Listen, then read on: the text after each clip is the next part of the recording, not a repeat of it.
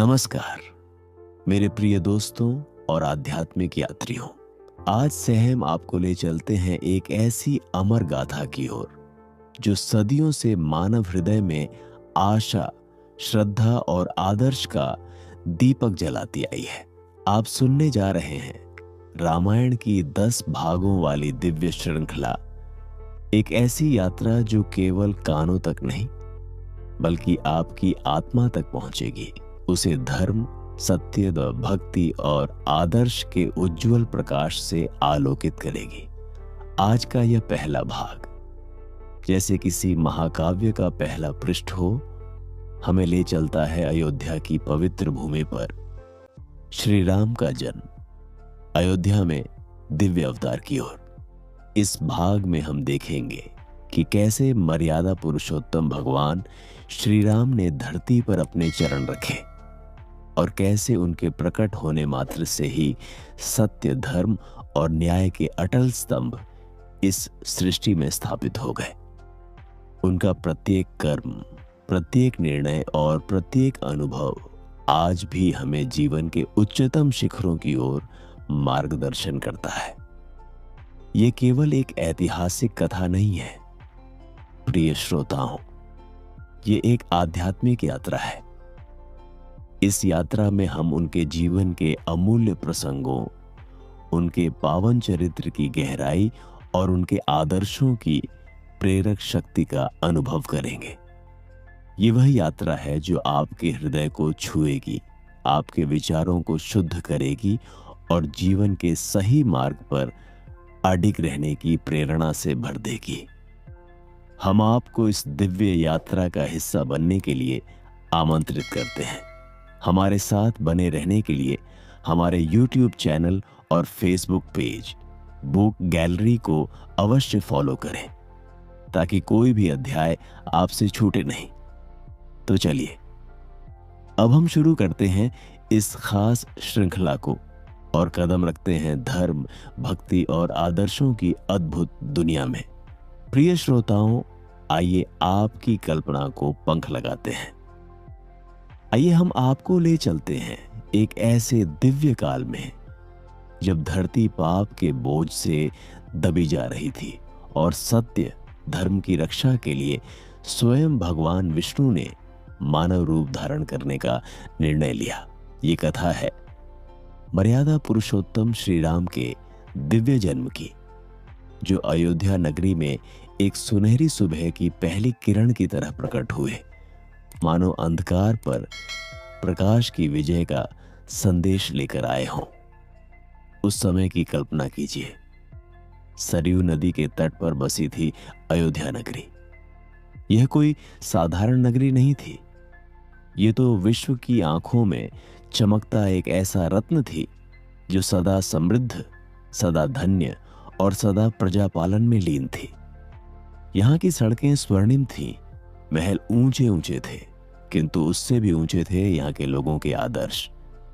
और इस नगरी के सिंहासन पर विराजमान थे महान राजा दशरथ, न्यायप्रिय, प्रतापी और अपनी प्रजा के लिए एक सच्चे पिता समान। उनके राज्य में न कभी अकाल पड़ा, न कभी अशांति का नामो निशान था।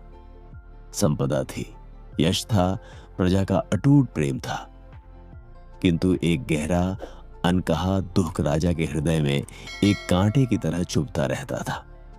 उनके विशाल राजमहल में कोई उत्तराधिकारी नहीं था, कोई पुत्र नहीं था जिसे वे इस साम्राज्य की बागडोर सौंप सके। यही उनकी वेदना का एकमात्र कारण था, एक ऐसी पीड़ा जो उनकी आंखों में साफ झलकती थी।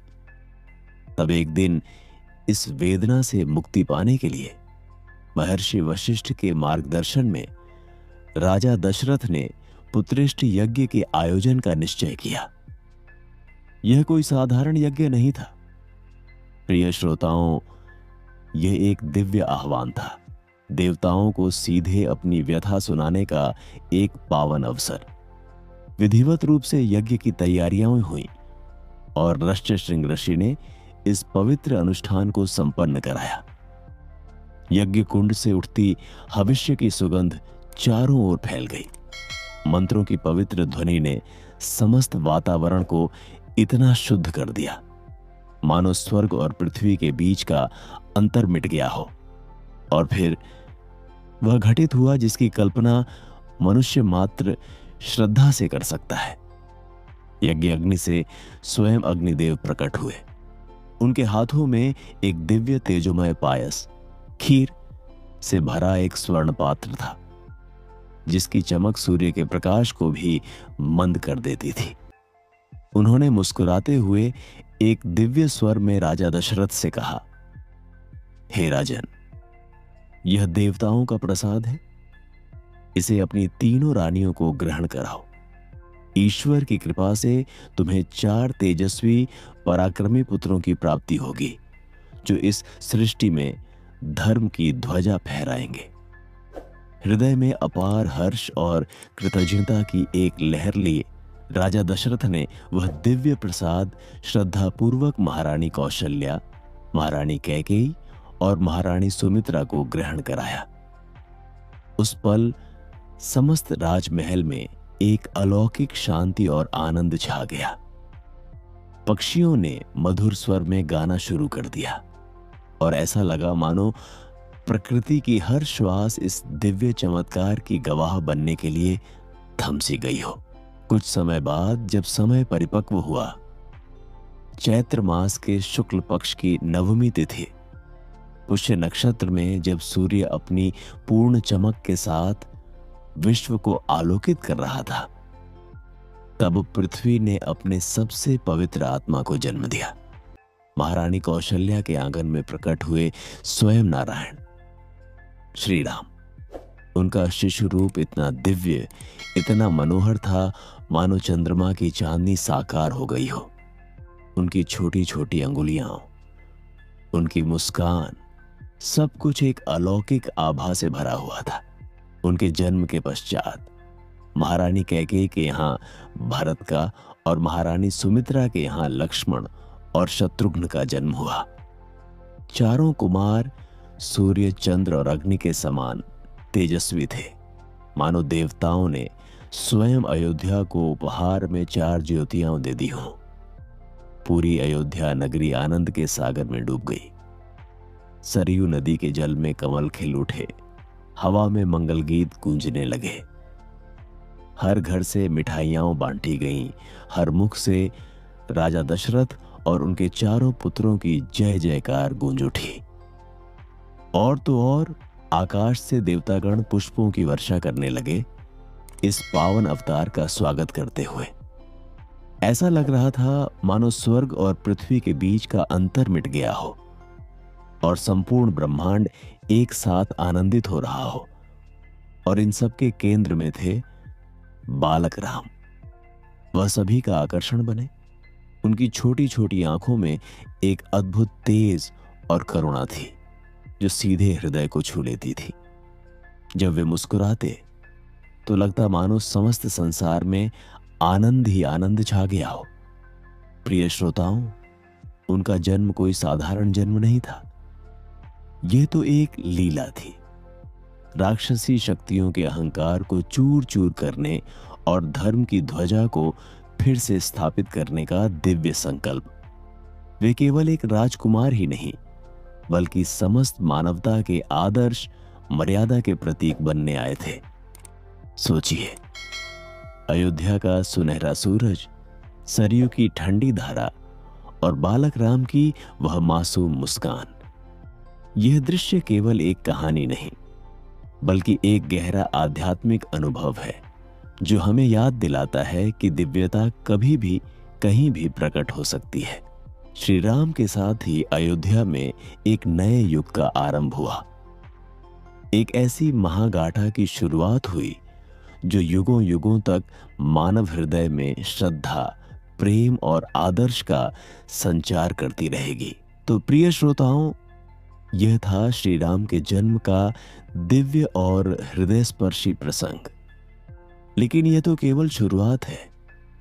आने वाले भागों में हम देखेंगे उनके बाल्यकाल की मनमोहक लीलाएं, उनकी विद्याध्ययन की कहानी और वे अद्भुत कृत्य जिन्होंने धर्म और न्याय की नींव को और मजबूत किया। प्रिय श्रोताओं, आशा है कि इस पहले भाग ने आपके हृदय को उसी प्रकार छुआ है जिस प्रकार अयोध्या के लोगों के हृदय को बालक राम की उस पहली मुस्कान ने छुआ था। यह केवल एक कहानी नहीं, बल्कि सत्य, धर्म और भक्ति की उज्जवल यात्रा है जो आपके हृदय को आलोकित करती है और जीवन में आगे बढ़ने की अदम्य प्रेरणा भर देती है। कल्पना कीजिए, अगले भागों में आपका स्वागत उनकी बाल लीलाओं की मनोहर दुनिया में होगा। उनकी हर मुस्कान, हर कर्म और हर निर्णय आपको जीवन के उच्चतम आदर्शों की ओर ले जाएगा।